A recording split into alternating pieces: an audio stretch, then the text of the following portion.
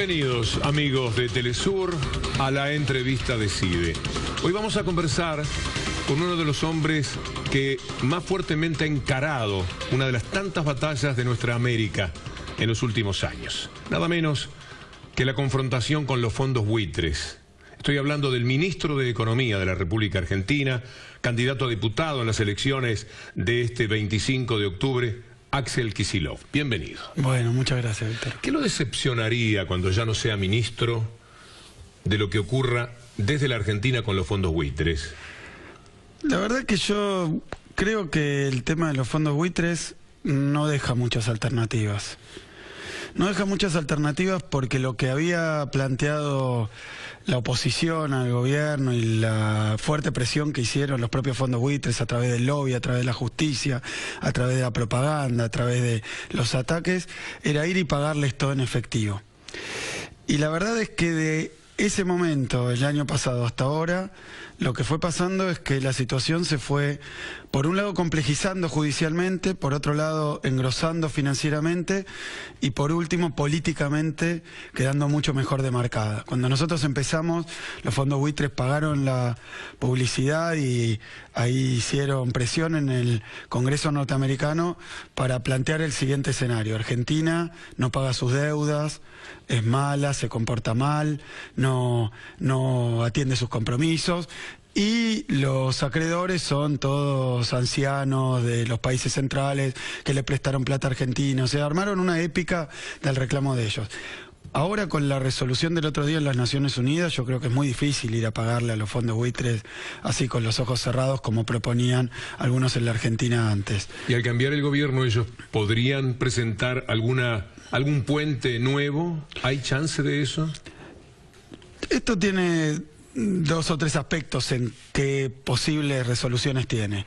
Un primer aspecto es el aspecto judicial. Yo creo que en el aspecto judicial las barbaridades que ha hecho el juzgado de Griesa deberían deshacerse por parte de la justicia norteamericana. Ya se están corrigiendo algunas cosas. Y hemos tenido novedades bastante buenas, no en el fondo de la cuestión, pero sí vienen contradiciendo los tribunales de alzada Griesa, porque el fallo que hizo es escandaloso, es realmente una vergüenza. Lo están retando, y lo están rezongando. A mí me da la impresión de que en un momento los fondos buitres, y Griesa en compañía de ellos, hicieron una embestida muy fuerte buscando un efecto de impacto. Que Argentina, el gobierno argentino, la presidenta Cristina Fernández de Kirchner se sintieran muy presionados, muy extorsionados, fueran y como quien dice, me saco esto de encima, voy y pago porque todos dicen que hay que pagar. Y ahí sacó algunos fallos Griesa realmente desastrosos, que hoy se empiezan a corregir. O sea, me parece que pusieron, como decimos acá en Argentina, toda la carne al asador. No sabían quién era Cristina, porque esa resistencia que se les hizo, después empezó a rendir frutos, que es que las apelaciones que se fueron haciendo resultaron en reveses para Griesa. Pero además, se fortaleció mucho la posición política de la Argentina. El hecho de que en Naciones Unidas los principios antibuitres, porque son principios antibuitres, hayan sido votados por 136 países, yo creo que cada vez lo va dejando más desnudo al caso. Ministro, ¿por qué no se aliviaron la vida? Le pagaron a los fondos buitres. Después venía otra deuda. Alguien se haría cargo. Ustedes estaban saliendo del gobierno. Inmediatamente pedían 30, 40 mil millones. Se los hubieran dado. Sí, ¿Por qué no se hace eso? Ahí yo creo que Argentina está, por supuesto, el temple de la presidenta, ¿no? Pero también hay una historia argentina que ameritó ese esfuerzo. Argentina pasó por el peor default de la historia del mundo, que fue el default de 2001. Pero ese fue, en realidad, el desenlace de haber pasado por una humillación peor, que era lo de ser el mejor alumno del Fondo Monetario Internacional. Me da Víctor Hugo que hay que ser el mejor alumno del Fondo Monetario Internacional, como fue Argentina en los 90. Y la humillación de haberse convertido de mejor alumno al último estropajo del mundo, que te tiraran realmente por la borda. Yo creo que los buitres no pensaron que lo que iba a apoyar tan fuerte la posición del gobierno, una posición de dignidad, era la gente. Hoy uno le pregunta, las encuestas lo han hecho, incluso encuestas opositoras al gobierno, y no sé si no es alrededor del 80% que está de acuerdo con lo que hizo el gobierno, de no pagar y no arrodillarse. Si se pagaba en ese momento, además lo que parecía la fácil era la difícil. Como vos decís, tal vez un tiempo después viniera el rebote, pero pagarle a los buitres, lo que entonces eran 1.600 millones, y todos decían, 1.600 millones de dólares, ustedes tienen 25.000 en la reserva, vayan y paguen, es realmente muy sencillo. Pero hoy ya estamos hablando de casi 10.000 millones, contante y sonante en el juzgado de Griesa. Y después, si nosotros le pagamos 10.000 millones, que pronto van a ser 20.000, a los que no arreglaron con Argentina, que recordemos que son el 7% y menos todavía, le pagamos al 93% 40.000 millones y al 5% 20.000 millones. No va a faltar un juez con más razón que Griesa, que venga en nombre del 93% a reclamar lo mismo. Eso se va a hacer 500.000 millones, no hay duda. Entonces lo que era la solución, en realidad era el peor desastre. Ayúdame a contarle a los hermanos de América, ¿cómo hicieron ustedes con la deuda en 2005 y 2010? ¿Qué es el fondo buitre? Porque parece mentira. Yo no sé cómo explicarle a la gente que estamos hablando en este momento del 1%. 1%. Y en todo caso el 7% de todos los acreedores que tenía la Argentina. Se arregló con el 93%, que ya es misterioso cómo ustedes consiguieron convencer a ese 93% de, miren, usted tenía $100 que le debemos, le vamos a pagar 40. Más o menos esa es la idea. Eso fue milagroso, eso fue extraordinario. Pero ¿por qué tanto poder de ese 7% que quedó en realidad el 1% de ese 7%? Yo contaría la historia así, para simplificarla. Argentina va al default con 80.000 millones de dólares. Era una deuda absolutamente impagable para el país, que además la venía ahogando a la Argentina hacía décadas. Vos pensás que a mí me gusta un número para simplificar esto. Argentina tenía vencimientos de deuda de aproximadamente 12% del producto. Después de haber reestructurado, hoy tenemos vencimiento de deuda de menos del 2% del producto. Es decir, la deuda se convirtió no en algo que te agobia y que te impide hacer todo tipo de política y que te deja sin soberanía, te funde. Eso es lo que habían hecho con la Argentina. Pero ¿qué hizo Argentina y qué hizo Néstor Kirchner? Que creo yo que ahí está la clave de por qué también después aparecen los buitres. Hay países que hace poco, en estos días, en estos meses, han sufrido también situaciones cercanas al default, europeos.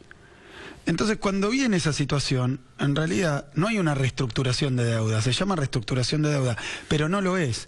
Hay un plan del Fondo Monetario que incluye lo que se llama, como eufemismo, reestructuración de deuda. Porque lo que pasa con un país cuando está llegando a esa situación que no va a poder pagar el próximo vencimiento es que le imponen un plan de ajuste. Le reestructuran la deuda en términos que le dice los vencimientos del año que viene, digamos que pasan para el otro. Y parte de lo que había que pagar lo pone el Fondo Monetario o lo pone otro acreedor. Entonces la gran clave de acá, de este modo de gestionar la deuda externa, es que nunca se paga. Nunca te sacás de encima el peso de la deuda. Paradójicamente, no quieren que pagues. Quieren que te sigas endeudando, porque el negocio no es el capital que te prestan, son los intereses que van acumulándose con la tiranía del interés compuesto. Los intereses y la coerción para hacer lo que ellos dicen. Más el condicionamiento, más una forma nueva de dependencia que no se soluciona con misiles ni con la flota, pero impone programas económicos, orientación política, y yo lo que creo ahí es que Argentina reestructuró sin el Fondo Monetario y reestructuró sin tomar nueva deuda. Y eso que dicen, bueno, y entonces está fuera de los mercados, la clave fue pagar la deuda, porque una vez que se reestructuró se volvió pagable.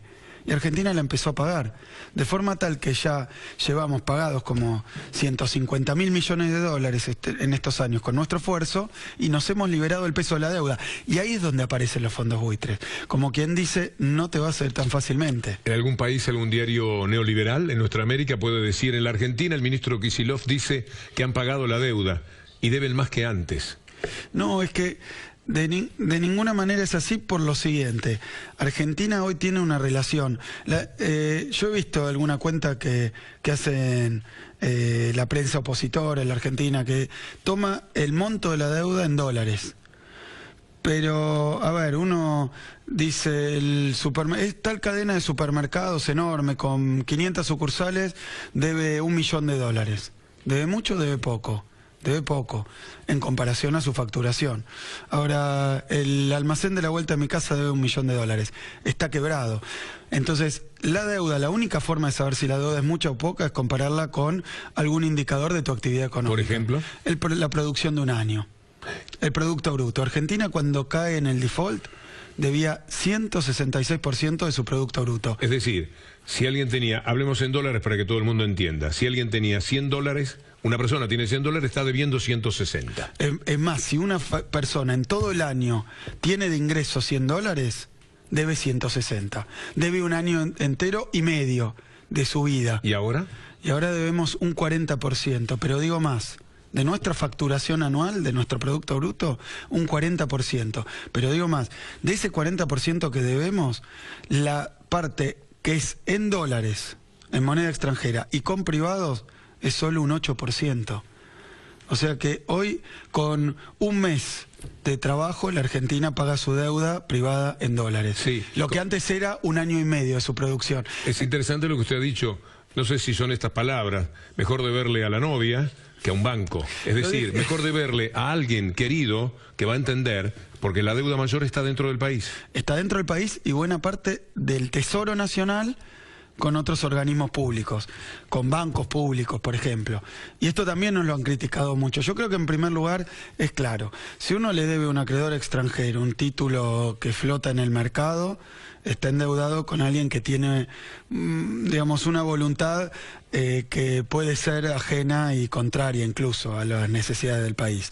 Ahora, si uno le debe a una institución nacional y que además es estatal, la verdad que la deuda de un modo u otro se va a arreglar.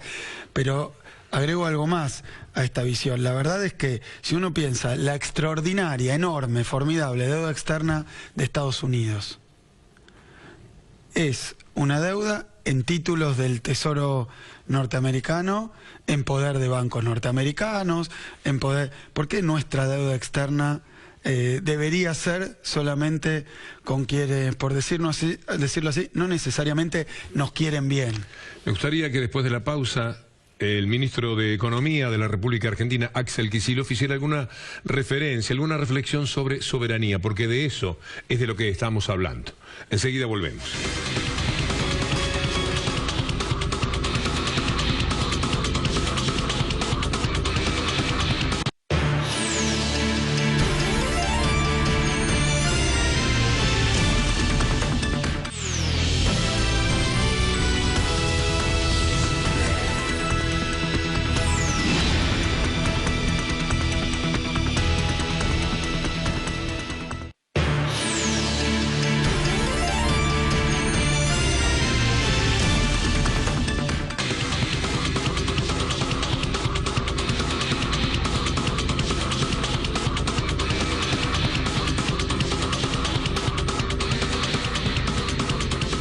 En la entrevista de CIDE, rumbo a las elecciones en la República Argentina este 25 de octubre, el ministro de Economía, Axel Kicillof, y una reflexión sobre lo que entendemos, lo que tiene en su corazón respecto a la soberanía.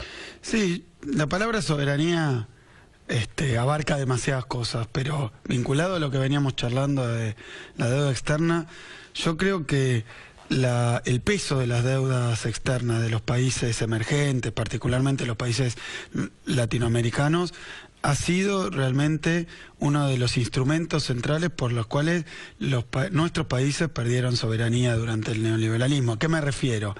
A que perdieron independencia económica, perdieron incluso soberanía popular, en el sentido que yo siempre lo digo, por el cargo que me toca ocupar hoy de ministro, que el ministro de Economía, como no alcanzaban los recursos para pagar la deuda, lo que tenía que hacer era ir a pedir instrucciones afuera, porque esas instrucciones era como la letra chica en el contrato del nuevo préstamo que había que tomar, no para pagar la deuda, sino para seguir endeudándose. Entonces, realmente cuestiones tremendas que ocurrieron en el país.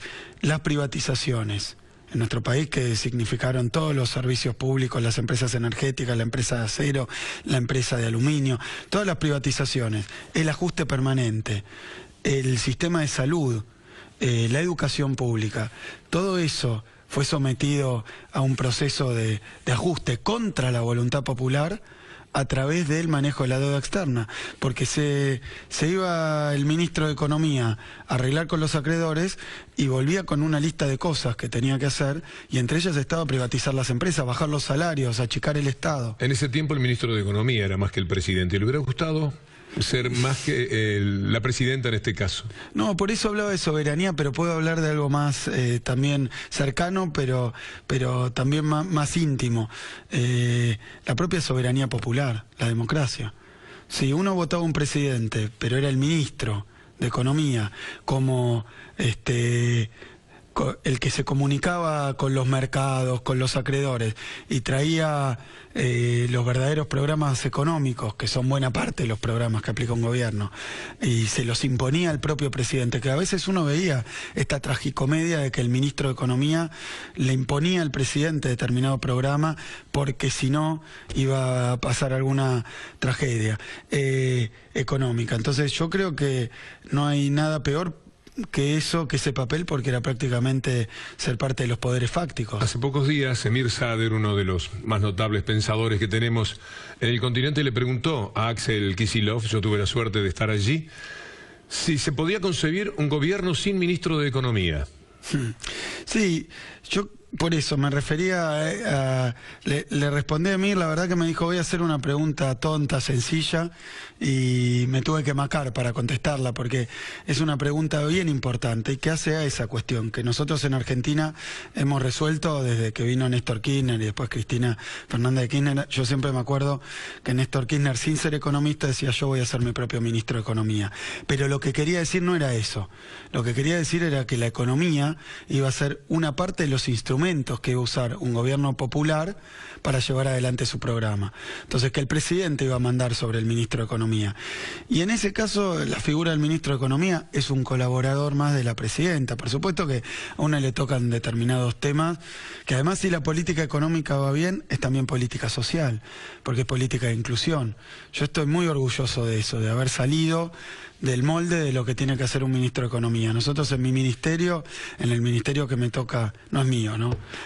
Menos mal, pero que me toca hoy encabezar la gestión, llevamos adelante planes como planes educativos tenemos un plan Progresar extraordinario que la presidenta lanzó hace poco, que es para los jóvenes de 18 a 24 años.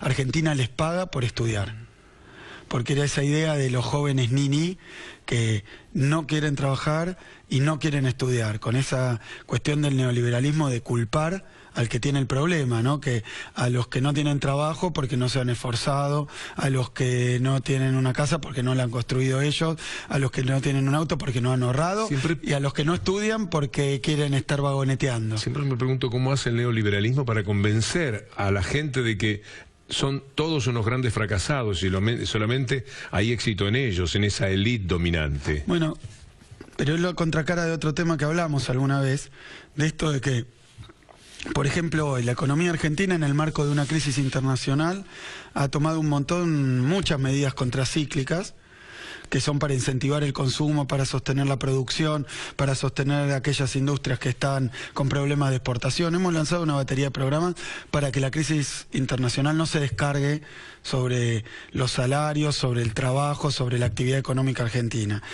Y la gente reconoce que pese a todas las profecías de que nos iba a ir muy mal, no le está yendo mal a la economía. Estamos con 6,6% de desempleo, que es una tasa muy baja, la más baja en años. Estamos con la economía creciendo, hasta el Fondo Monetario lo reconoce.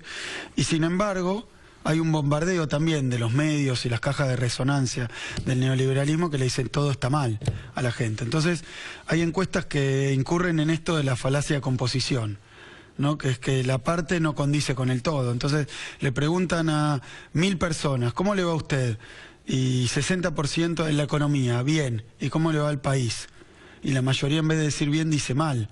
Si uno suma esas 1000 personas, ¿cómo puede ser que al país le vaya mal si a todos ellos les va bien? ¿Dónde están los que le va mal? Pero esto es el enorme poder que tiene muchas veces esa fuerza internacional económica, cuando además maneja medios de comunicación. Ha publicado un libro. Sí, en estos días. Sí. Diálogos sin corbata. Hemos publicado un libro. Sí, yo fui uno de los entrevistadores de Axel con Emir Sader, con destacadísimos periodistas de la Argentina y en este caso también de Brasil. ¿Le gustaría que se lea en América ese libro? Ese libro, yo creo que yo hice un enorme esfuerzo para pasar por encima de algunos prejuicios que uno tiene, que es que hay cosas de la economía que parecen muy complicadas y que uno cree que a la gente en parte no le importan y en parte no las va a entender. Yo pasé por encima y hace años que vengo haciendo ese trabajo para que todo lo que estudié no me lleve a una especie de autismo. Yo estudié mucha economía, soy profesor universitario, investigador en economía, me dedico a la teoría económica, pero la verdad que nada de eso sirve si no se le puede comunicar a la gente lo que uno está haciendo desde el Estado, porque si no ganan otros que llenan ese vacío de un discurso y de un sentido común que tiene que ver con las ideas más ortodoxas de la economía y más liberales en términos de las políticas. Yo creo que en ese libro es un esfuerzo grandísimo para explicar qué está pasando en la Argentina, pese a esa... Y por lo que vi ahora en Perú, se parecen algunas cosas de la Argentina a las de América, es decir, hay así consideraciones que seguramente son globales, por lo menos para nuestra región. Mira, si yo te lo cuento, Víctor Hugo, no lo vas a poder creer. Yo estuve hace poquito en Lima en las reuniones del Fondo Monetario Internacional. Hay una crisis que se inició en 2008 en Estados Unidos, en Wall Street, con esa caída de Lehman Brothers, que fue espectacular, espectacular en términos de caótica, porque era una de las casas más renombradas financieras. Esa crisis se viene desarrollando, después se movió a Europa y afectó a los países más vulnerables de Europa, y ahora, a través del precio de las materias primas, del petróleo, está amenazando, y ya más que amenazando, con trasladarse a los países emergentes, incluso a China, amenazando. El discurso oficial hoy es que la crisis internacional es culpa de los países emergentes. Ese discurso, esto de culpabilizar a la víctima, es algo que es notable, la facilidad con que se puede hacer. ¿Pero por qué? Y voy a hacer una interpretación un poco psicologicista, porque cuando uno le va mal y se siente en esa impotencia y no le rinde fruto lo que está haciendo, y en un momento se mira al espejo y dice, ¿no tendré la culpa yo? Y sobre eso se montan para generar todo un discurso que equipa eso de algunos instrumentos para pensar que sí, que la culpa la tiene la víctima. Y aquí lo han hecho en la Argentina durante la década de los 90, donde incluso hay un discurso muy fuerte acá de los poderes dominantes, que es que los argentinos son vagos, o que los argentinos... Y lo han hecho muchos países de América Latina. Le han hecho creer a la gente que tiene la culpa. Y mira, nosotros, Víctor Hugo, llegamos a tener casi 25% de desempleo. 2001. En 2001. Y como dijo hace poco alguien, la gente se levantaba igual de temprano que antes. Hace falta que también haya oportunidades para que el esfuerzo individual rinda frutos. Y digo, y eso atraviesa toda la sociedad, también un empresario, no solo el que estaba desempleado, que no conseguía trabajo, pero no era él solo, había trabajo para pocos. ¿Se puede seguir creando empleo, aún en la Argentina? Porque me parece que ese es el gran desafío. Por supuesto. Empleo y vivienda, en América nos parecemos. Sí, empleo... vivienda y mejores condiciones de vida también para quienes están jubilados, o para los niños, mejor salud. Hay muchísimo para hacer, se puede seguir y hay que seguir, porque Argentina, junto con muchos países de la región, recuperó su soberanía y recuperó su independencia y recuperó entonces... Pero todos están hackeados por ese poder de los medios neoliberales, de lo que llamamos el entramado económico que domina cada uno de los países. Siempre están por lo menos intentando jaque. Por ahora uno se puede escapar, será siempre posible. Y yo creo que la clave ahí es la unidad de Latinoamérica. Cuando hubo intentos de golpe de Estado en la región, los paró la UNASUR. Cuando hubo intentos abiertos de golpe de Estado, los paró la UNASUR. O sea que ese trabajo que se hizo con Lula, con Chávez, con Néstor, después con Cristina, con Evo, ese trabajo que se hizo con Correa, de generar algo que parecía perdido para siempre, que era la comunión que tenemos porque somos hermanos, porque uno es hermano porque nació en el mismo lugar, tiene la misma madre, tiene el mismo padre, comparte una circunstancia, y hubo también una comunicación y una ideología y una política cultural muy intensa para que los latinoamericanos estuviéramos peleados los unos con los otros. A veces se ve en el fútbol que pareciera que tu peor enemigo es el que está cruzando el charco. Y la verdad que eso, el fútbol tal vez es una muestra imperfecta de algo que había pasado también a nivel más profundo, donde nos parecía que el problema era competir con el que estaba al lado, y no estaba ahí el problema. El enemigo estaba afuera de y yo creo región. Que Latinoamérica, las épocas en donde más avanzó, nunca avanzó un país suelto, con las manos sueltas de los otros, siempre fue un avance en bloque. Por eso creo que la clave está ahí, y creo que la posibilidad de seguir recuperando derechos, recuperando dignidad para los pueblos, recuperando soberanía, recuperando independencia, es apostando más a la integración latinoamericana. Una integración que avanzó mucho, pero que tiene que ser también integración productiva. Imagínate que Argentina, que le habían destruido su industria, es difícil que pueda colocar su producción industrial en los países más avanzados. Primero está la región, ahí es el primer paso que tenemos que dar, y para eso hay que generar determinadas condiciones. Lo mismo, la integración energética. Nosotros somos un continente que tiene muchísimos recursos naturales, pero están en la tierra, enterrados en cada uno de los países, y rápidamente van al puerto y se van en barco. Tenemos que conseguir que la cadena de valor, la agregación de valor, se haga en los países, pero en Latinoamérica. Esa es la clave para salvarnos de cuando se vienen con todas. No podemos dejar a cada uno a la buena de Dios. Ministro, ha sido un gusto. Bueno, muchísimas gracias, doctor. A usted. Amigos de Telesur, el ministro de Economía de la República Argentina, Axel Kicillof, también candidato a diputado. ¿Cómo va con la campaña? Y trabajando, sigo siendo ministro mientras estoy en campaña, lo cual me llena de entusiasmo porque son dos tareas extraordinarias, ¿no? Pero muy intensas. La verdad que trabajando muy fuerte.